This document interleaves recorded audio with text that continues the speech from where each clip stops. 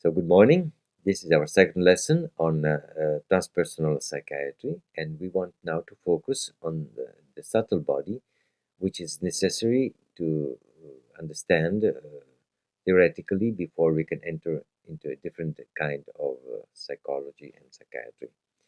So, we will just touch a certain number of points which are important. We cannot cover the whole field of transpersonal psychology, but we will review briefly, for example, this paradynamics scheme that was taken up from Graves.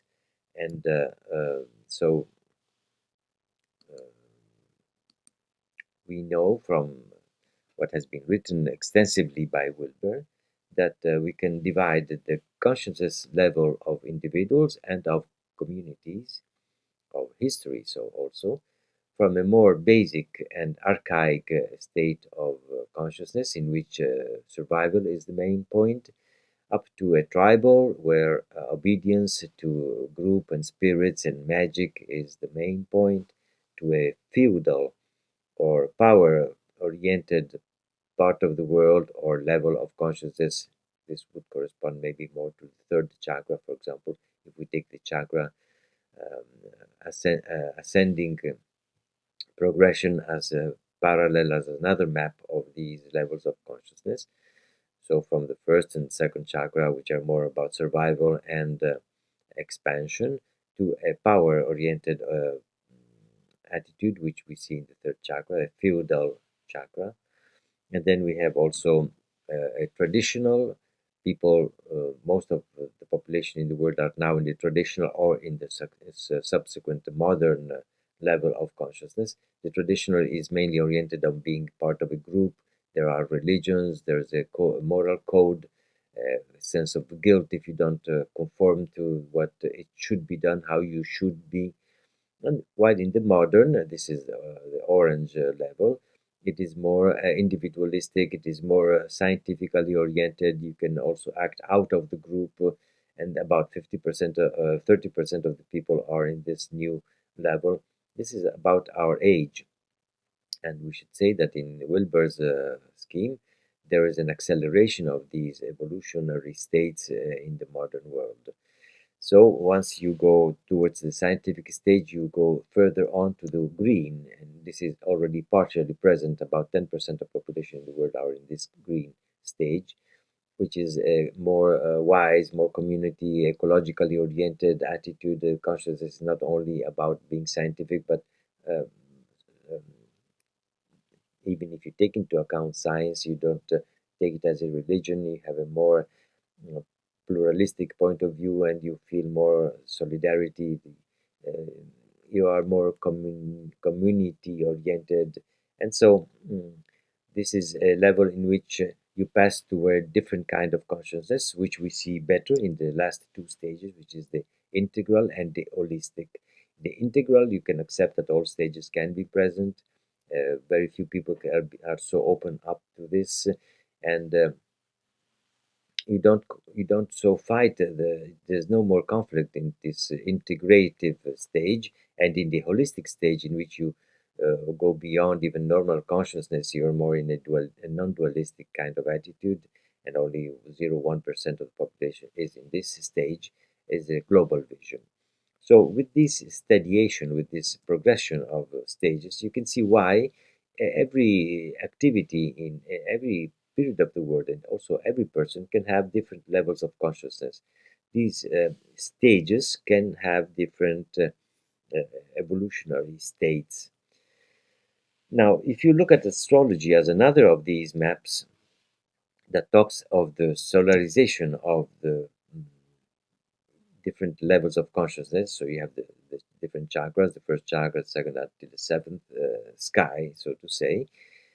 You can see that each of these stages can be more or less evoluted, and it is constituted by different, like a ladder, by different worlds, but they are connected by channels. And so energy is flowing through these channels, with two snakes going up the central column, and this is seen as as an interior aspect of the exterior world. There's a connection between the macrocosm and the microcosm, and the symbols of this axis and of this going up could be seen, for example, in the symbol of the tree or in the symbol of the caduceus, which is the symbol of doctors, of medicine, and of also of poison, in which these two snakes go up until a higher point and try to identify, to melt, to fuse into the central channel.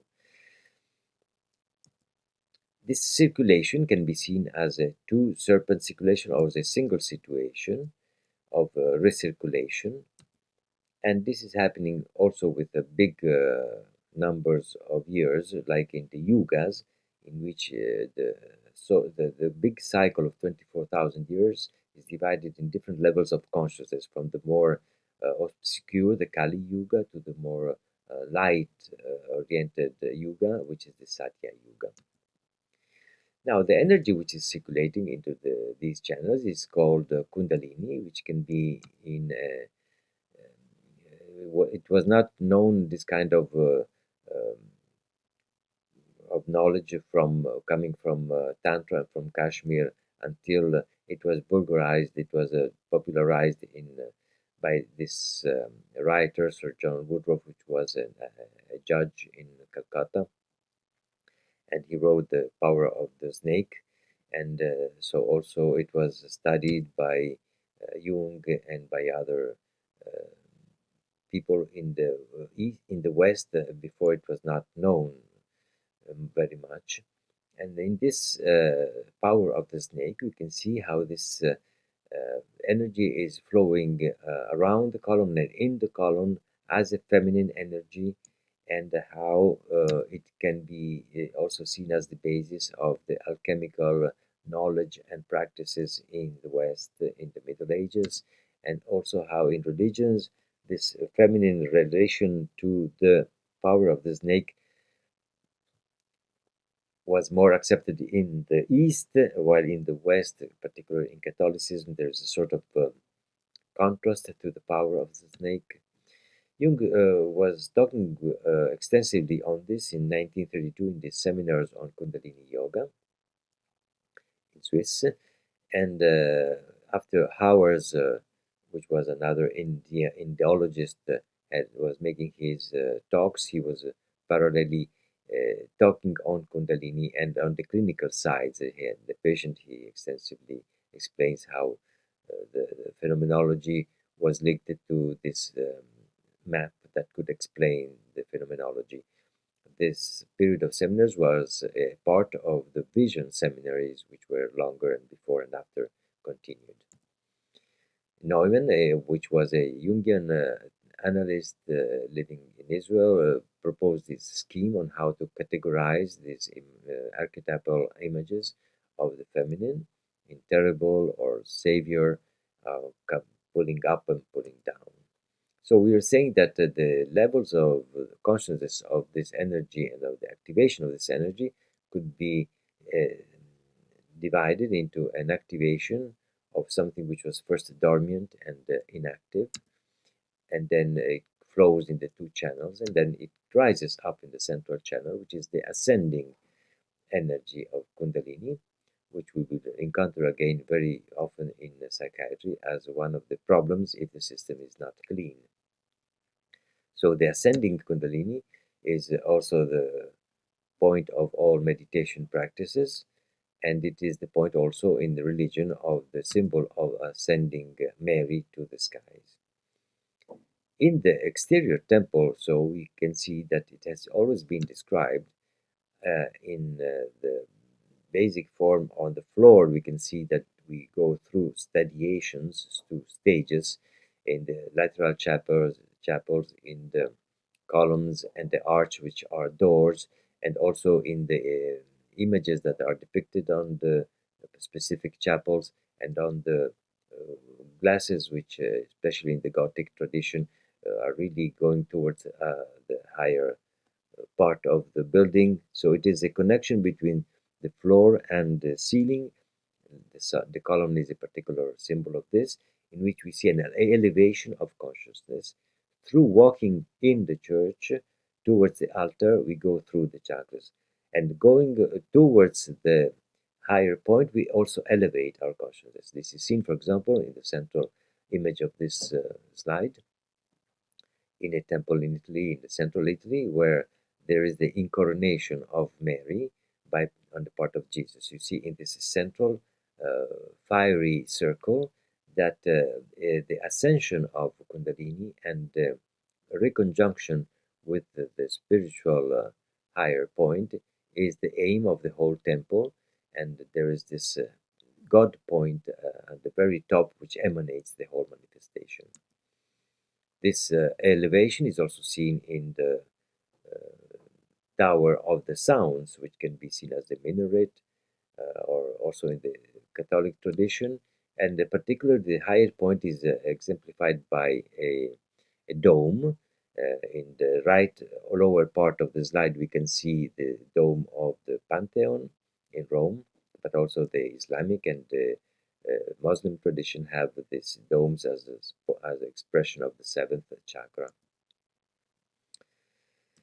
Okay, in particular, I wanted to say two words on the Church of Lourdes, in France, in which we can see this symbology very well represented over a cave, which is where Virgin Mary would have manifested to this Bernadette Soubirous in 1858. It was built a very big sanctuary in different stages, and as it is seen today in the left side of the slide, it appears in the churches which are one over the other as two lateral channels going towards the sky and a very big central channel which is really going very, very much up. Often in the top of this higher part, we can see either a golden globe or a cross, insisting on the fact that the infinite is out of reach. But the church herself is where this transformation happens between the horizontal part and the vertical part. And this happens in consciousness, in ourselves. So we have a number of symbols which talk about going from the outer world to the inner world. We see these two arms which sort of embrace the world, and they are sort of a circle made up of two snakes, of two semicircles, hemicircles. And in the inner world, we have this verticalization. This is the Church of Fatima, which has the same kind of meaning. And also in St. Peter in Rome, we see this big place with this square, which is the word itself, which is surrounded by this energy which flows in the world. In astrology, it flows into the houses and circulates in the periphery. But when you go into the small square, which is the church, where the verticalization becomes much more intense, then these two snakes reconnect, and you have a number of symbols of this going up of the energy. For example, you have the stairs inside the church and outside the church in numerous places. And often, for example, a canon has a spiral way of going up. And all the symbols are very numinous and very strong, and they're connected to the snake and to the divine feminine, to the goddess. So with this, we wanted to give a very short review of what can be a temple, exterior temple, interior temple, to come in touch with the sacred which is everywhere and inside of us, and how through these symbols of energy and of consciousness, we can reconstruct the operation that is suggested to have a different level of consciousness and to consider all of these things from another point of view. Thank you very much and see you in the next lesson.